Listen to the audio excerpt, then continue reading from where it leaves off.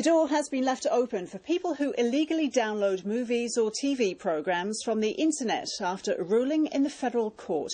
A landmark copyright challenge aimed at Perth-based iiNet has failed, with the court ruling that the internet service provider was not responsible for enforcing copyright on downloaded material.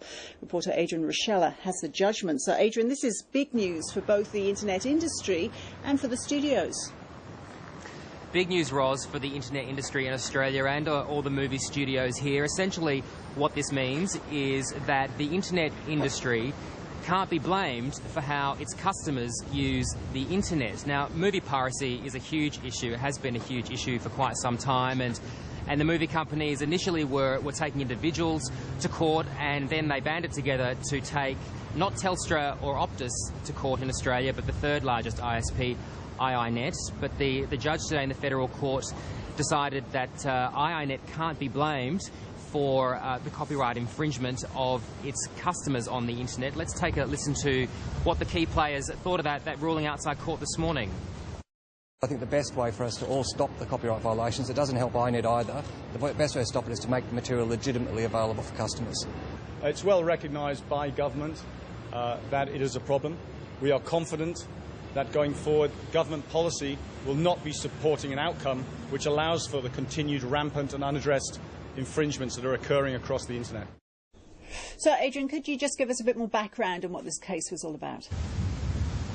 Well, for about 5 months, the movie studios were investigating file sharing via iiNet's internet service provider, and they claimed that some of their big movies like Dark Knight, Happy Feet and The Simpsons were very popular amongst illegal file sharers and downloaders. Now, 34 studios, all the big studios in America, all the big studios in Australia and the 7 network in Australia all got together to take this legal action against iiNet. iiNet argued that it can't be held responsible for what its customers use the internet for. It said that when it was notified of any copyright infringement, it would pass on those notifications to the federal police, which is the body that iiNet says is responsible for investigating and prosecuting copyright infringement. And the judge today found that this case is all about the authorisation of copyright infringement. Who authorises it?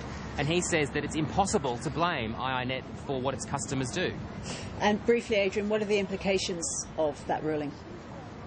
Well, look, this is being watched worldwide by the movie companies and the internet providers around the world. It's the first case of its kind to go to trial and judgment, so big implications for what this means in terms of who controls copyright over the internet and who is to blame. The movie industry says it's considering an appeal. In the meantime, for iiNet and the internet industry, it's business as usual. Adrian, thank you.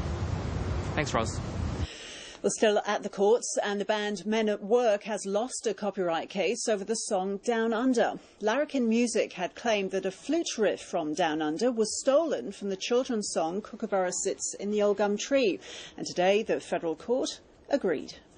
We say that in the song there's at least half of Kookaburra distributed throughout various parts of the song and repeated various times, and it's now been supported by this judge. Larrikin owns the copyright and wants compensation from Down Under songwriters Colin Hay and Ron Strikert. They're seeking up to 60% of the royalties.